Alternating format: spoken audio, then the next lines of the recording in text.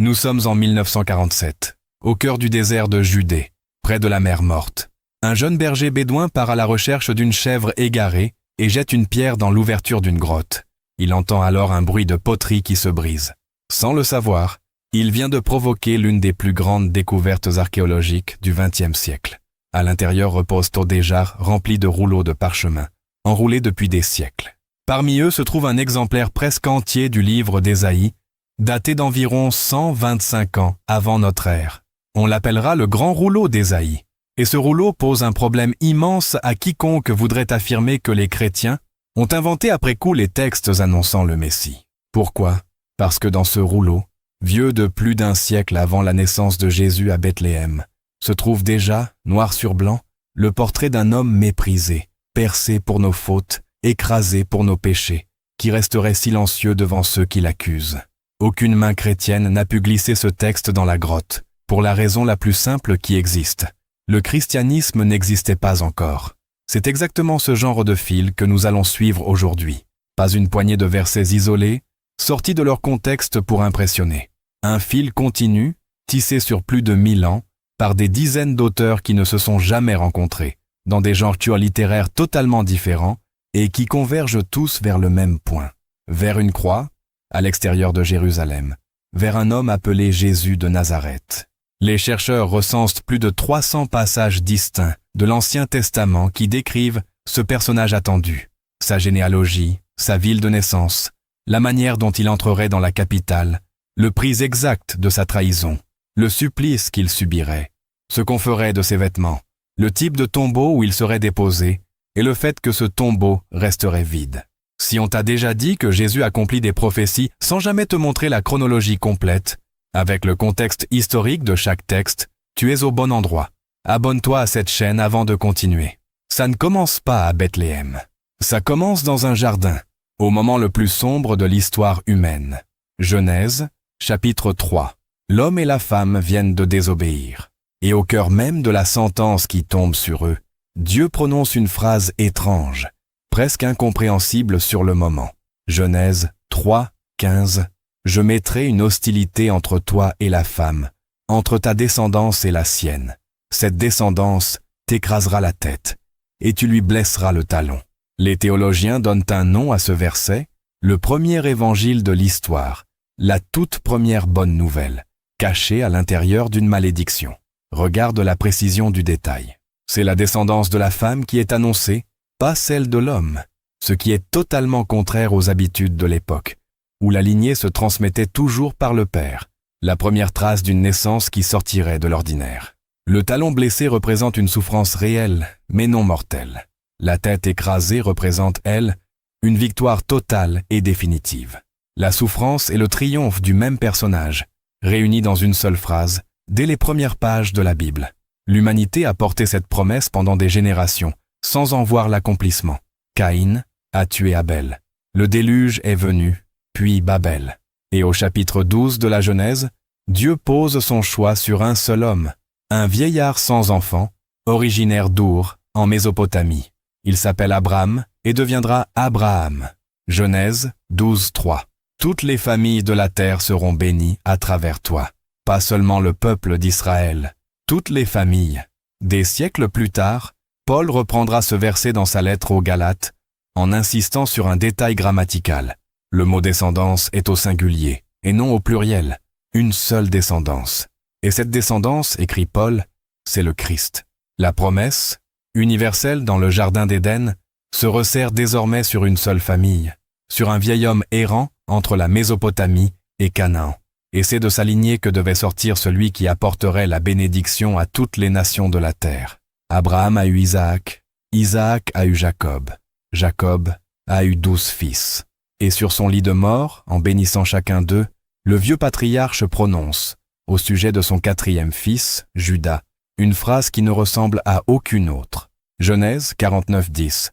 Le sceptre ne s'écartera pas de Juda, jusqu'à ce que vienne celui à qui appartient l'obéissance des peuples. C'est la première fois que le texte biblique précise de quelle tribu, parmi les 12, sortira ce personnage attendu. Pas Ruben, l'aîné, pas Joseph, le préféré. Juda, le fil qui partait de l'humanité entière, vient de se resserrer une nouvelle fois, de l'humanité à Abraham, d'Abraham à la tribu de Juda.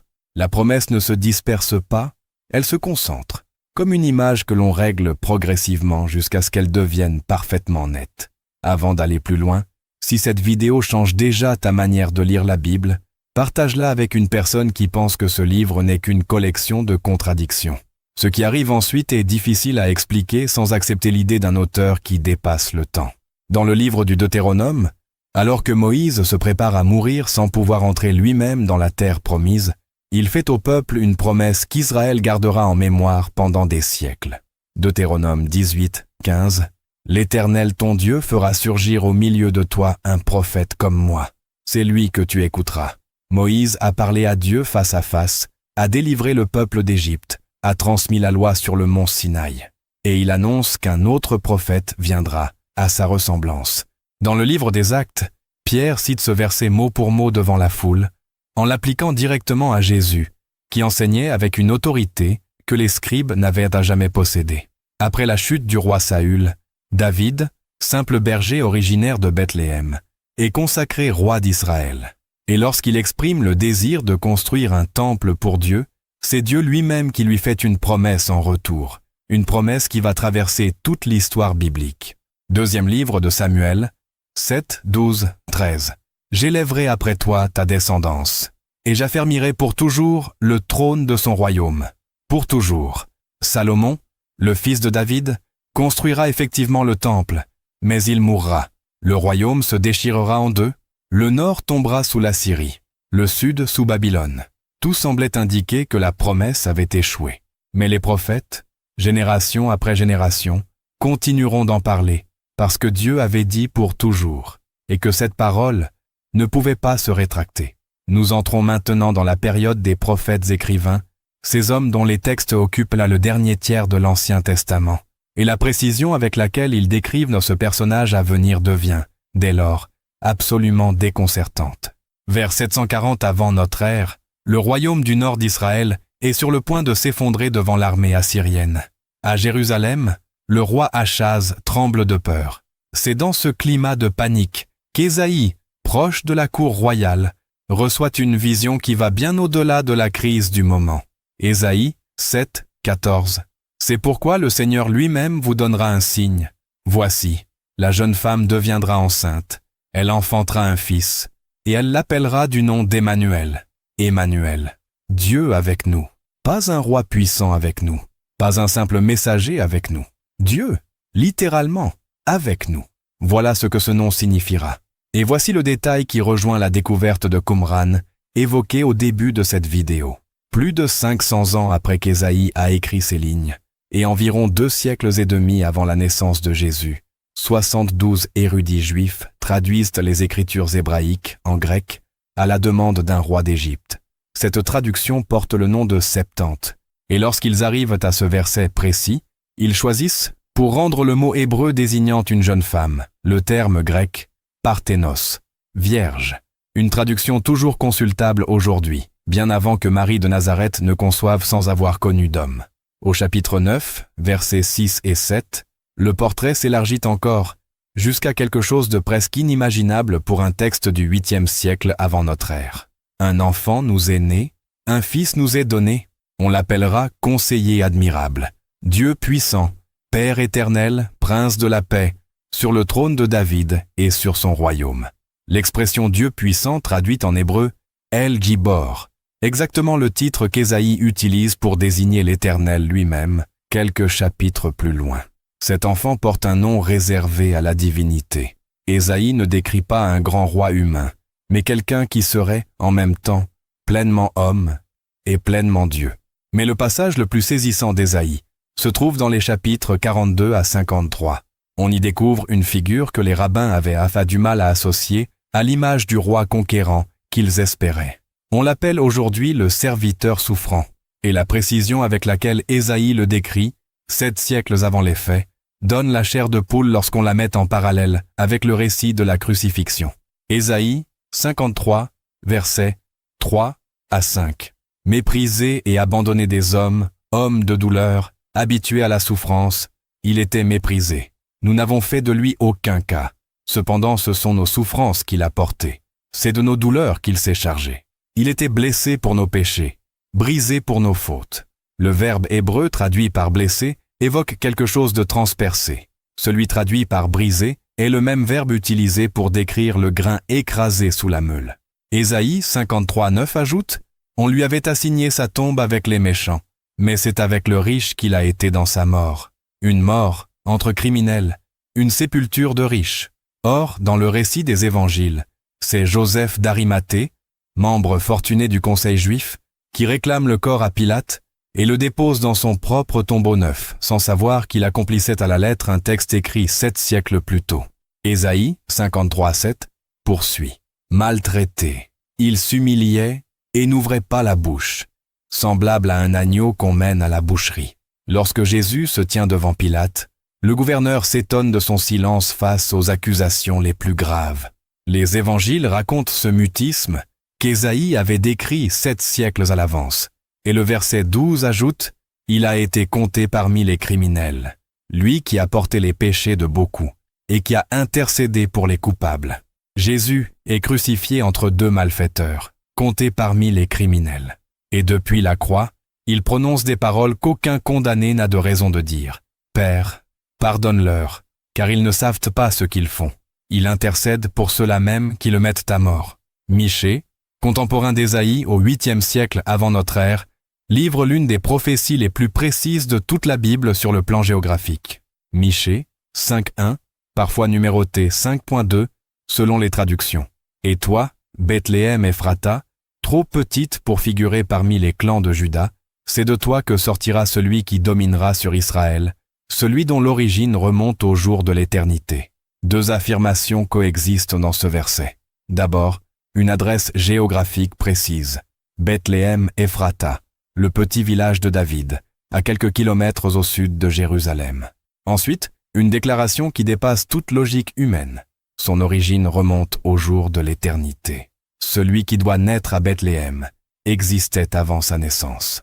Lorsque des mages venus d'Orient arrivent à Jérusalem en demandant où est né le roi des Juifs, les chefs religieux citent ce verset sans la moindre hésitation. Ils indiquent la route de Bethléem à Hérode et restent eux-mêmes à Jérusalem, tandis que des étrangers font tout le voyage pour aller adorer l'enfant annoncé dans les Écritures hébraïques.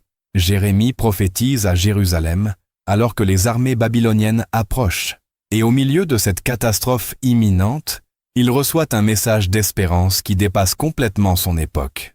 Jérémie 31:34 « Voici, les jours viennent, dit l'Éternel, où je traiterai avec la maison d'Israël une alliance nouvelle. Je mettrai ma loi au fond de leur être. Je l'écrirai dans leur cœur.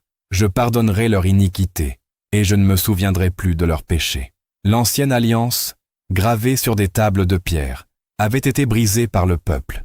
La nouvelle ne serait plus inscrite sur un support extérieur, mais à l'intérieur même du cœur humain, et reposerait non sur la performance, mais sur le pardon.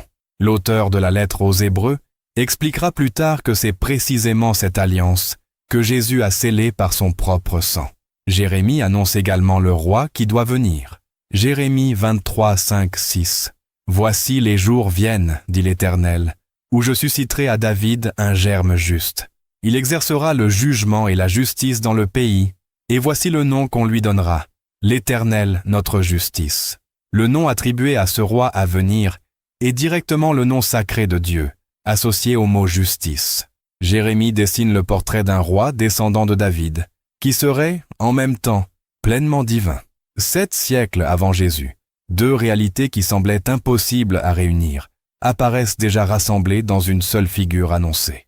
Nous arrivons maintenant à l'un des passages les plus extraordinaires de tout l'Ancien Testament.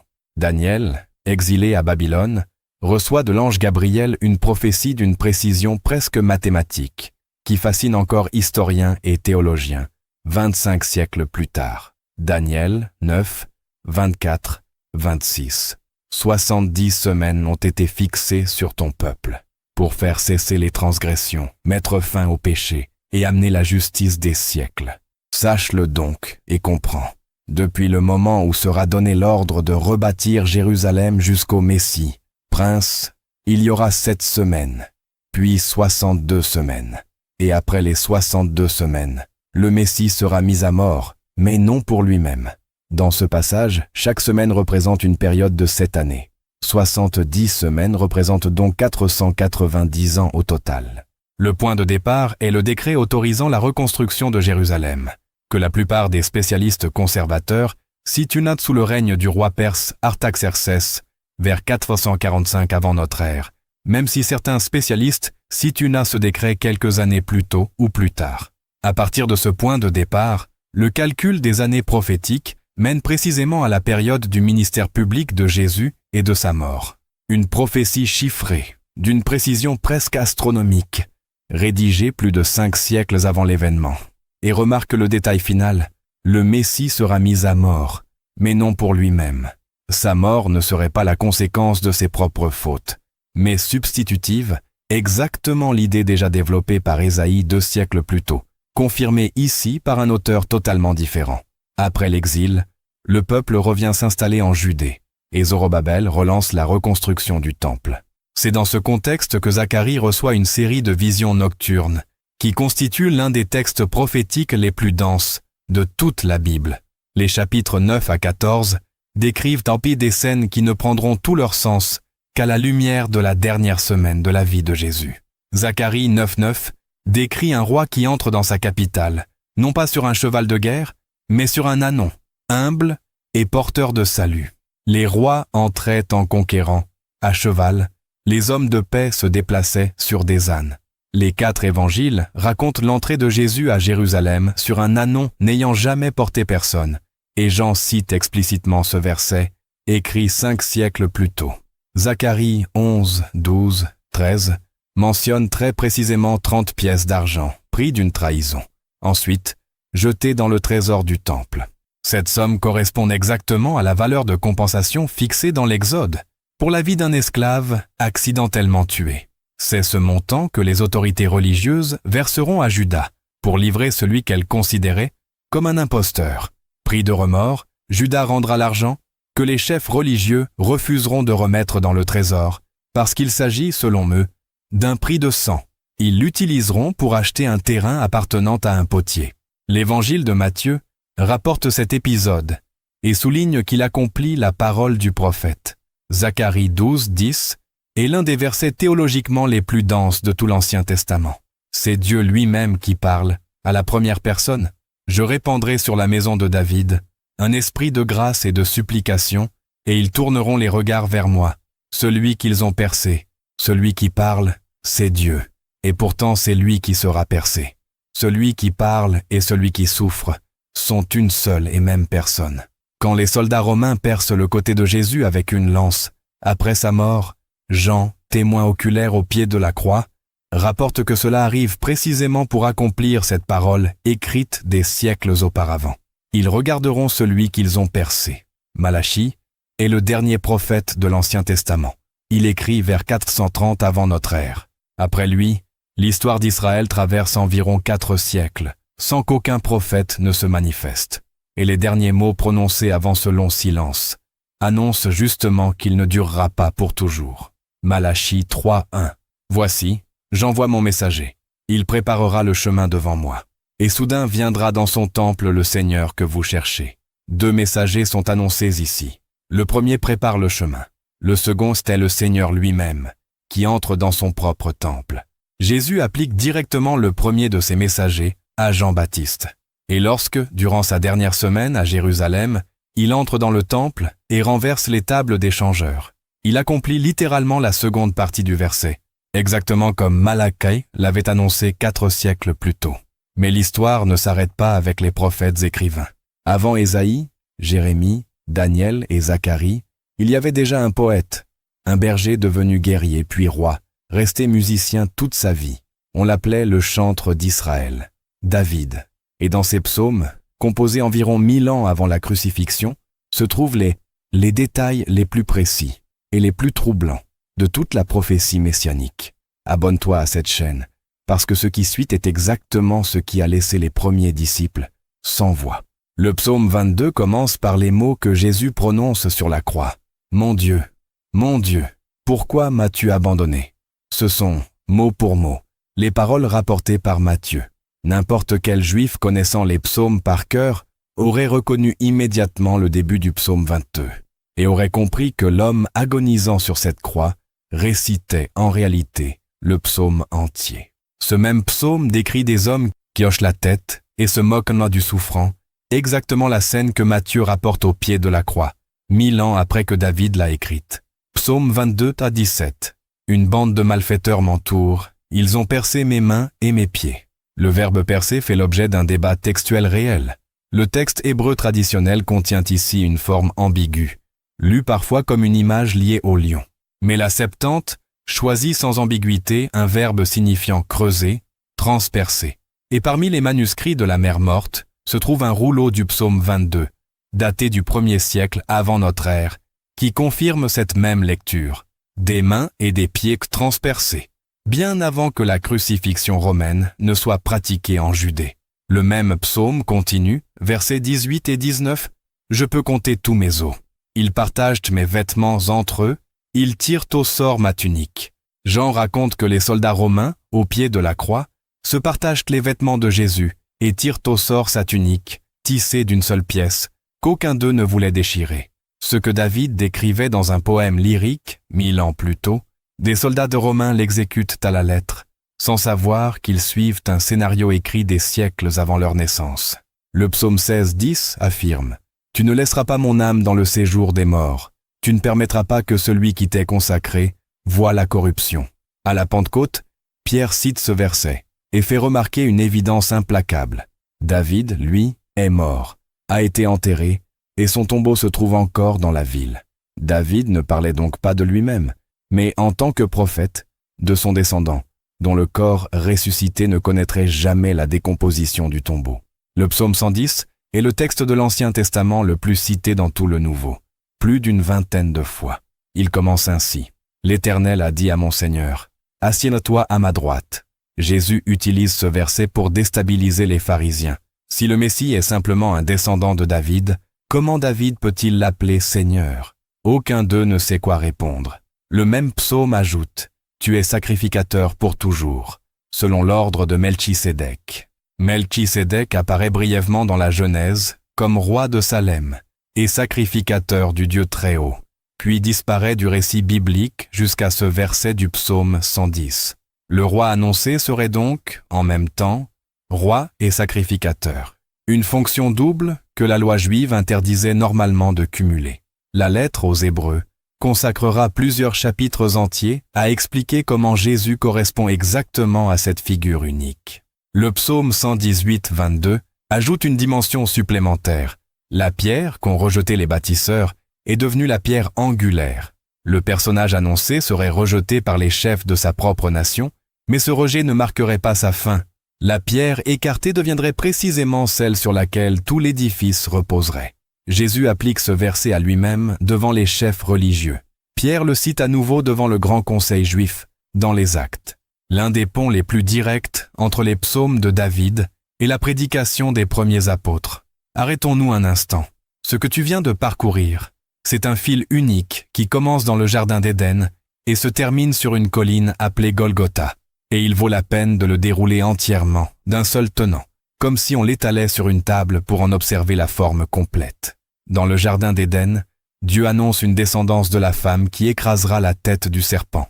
À travers Abraham, cette promesse se resserre sur une seule famille. À travers Jacob, elle se précise sur la tribu de Juda. À travers Moïse, elle prend la forme d'un futur prophète. À travers David, elle devient un trône éternel. À travers Ésaïe, elle révèle une naissance miraculeuse, un roi qui serait aussi un serviteur souffrant, et une sépulture de riches. À travers Michée, elle indique Bethléem. À travers Jérémie, elle promet une alliance nouvelle, gravée dans le cœur. À travers Daniel, elle fournit un calendrier précis de 490 ans. À travers Zacharie, elle décrit une entrée sur un ânon, une trahison chiffrée à 30 pièces d'argent et un Dieu transpercé par les siens. À travers Malachie, elle promet un messager précurseur. Et à travers David, dans les psaumes, elle détaille à l'avance l'abandon sur la croix, les mains et les pieds percés, les vêtements tirés au sort et un corps qui échapperait à la corruption du tombeau. Tout cela écrit par plus d'une trentaine d'auteurs différents, sur plus de 1000 ans d'histoire, sans coordination entre eux, dans des genres littéraires totalement différents, lois, récits historiques, poésie, prophétie, et tous convergent, avec une précision toujours plus grande, vers le même homme, au même endroit, au même moment de l'histoire. Si tout cela n'est pas l'œuvre d'un seul auteur qui dépasse le temps, il faut trouver une explication alternative, et elle devrait être encore plus extraordinaire que celle que nous venons d'examiner. Quand des statisticiens évaluent la probabilité que ces dizaines de détails se réalisent par hasard chez une seule personne, les chiffres dépassent toute échelle humaine. Le hasard n'explique rien ici. La conspiration encore moins, puisque ces auteurs ont vécu à des siècles d'écart, sans accès aux écrits des autres, parfois dans des royaumes ennemis. La seule explication qui résiste à l'examen est celle que les auteurs eux-mêmes avancent. Ils affirment avoir parlé sous l'impulsion d'un esprit qui dépasse leur propre compréhension, comme des instruments au service d'une intelligence qui n'est pas enfermée dans le temps et qui peut décrire l'avenir avec la même précision que le présent. Partage cette vidéo dès maintenant avec quelqu'un dont la foi traverse une période difficile, parce que l'argument le plus solide en faveur de la fiabilité de la Bible n'est pas un raisonnement philosophique, c'est un fait historique. C'est exactement ce fil que nous venons de suivre. On pourrait poser une objection légitime. Et si l'Église primitive avait inventé, après la résurrection, l'idée que toutes ces prophéties se rapportaient à Jésus pour donner du crédit à sa propre version des événements? Cette question mérite une réponse directe. Le soir même du dimanche de la résurrection, 2 disciples marchent, abattus, sur la route qui mène de Jérusalem à Emmaüs. Un inconnu les rejoint. Lorsqu'il lui raconte les événements des derniers jours, il leur répond qu'ils ont le cœur lent à croire ce que les prophètes avaient annoncé. Et Luc, au chapitre 24, rapporte un détail que personne, parmi les témoins, n'a jamais pu oublier. En commençant par Moïse et par tous les prophètes, il leur expliqua dans toutes les Écritures ce qui le concernait, à partir de Moïse, c'est-à-dire depuis le tout premier livre de la Bible, puis tous les prophètes, puis l'ensemble des Écritures. Jésus ressuscité donne, ce jour-là, un cours complet, du premier au dernier livre, en montrant que chaque section pointait vers lui depuis le début. Plus tard, ce même soir, devant les disciples réunis, Jésus précise qu'il fallait que s'accomplisse tout ce qui est écrit de lui dans la loi, les prophètes et les psaumes. Et Luc ajoute qu'il leur ouvrit alors l'intelligence pour qu'ils comprennent les Écritures. Ce n'est pas un jeu de citations isolées, c'est l'architecture entière de l'Ancien Testament qui leur est révélée d'un seul coup. C'est ce que Pierre répétera à la Pentecôte, ce que Philippe expliquera à l'eunuque éthiopien à propos d'Ésaïe 53, ce que Paul démontrera dans chaque synagogue. Aucun de ces hommes n'invente une histoire. Ils lisent une histoire qui se trouvait déjà là. Pense à une partition de musique écrite sur plus de 1000 ans, où chaque prophète n'a composé qu'une seule voix, sans jamais entendre celle des autres. Ésaïe écrit la mélodie du serviteur souffrant sans connaître celle du roi conquérant promise par David. En lisant ces partitions séparées, les rabbins de l'époque ne voyaient d'état pas comment elles pourraient un jour se jouer ensemble. Certains en venaient même à imaginer 2 messies distincts, l'un issu de David pour régner, l'autre issu de Joseph pour souffrir.